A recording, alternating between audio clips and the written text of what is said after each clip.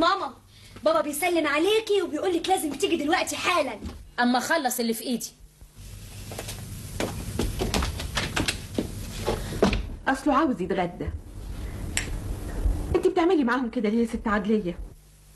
كل واحد فيهم لازم يعرف حدوده. بالطريقه دي هيكرهوني، وانا بحبهم مش عاوزاهم يكرهوني. وانت بطريقتك دي هتخليهم يحبوكي؟ بقى كده حاضر.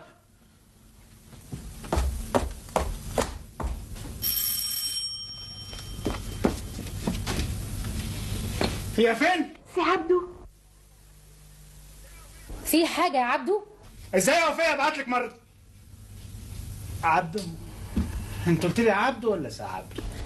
معلش ما خدتش بالها. من فضلك اسمك اللي مكتوب في شهاده الميلاد عبد الخالق ولا سي عبد الخالق؟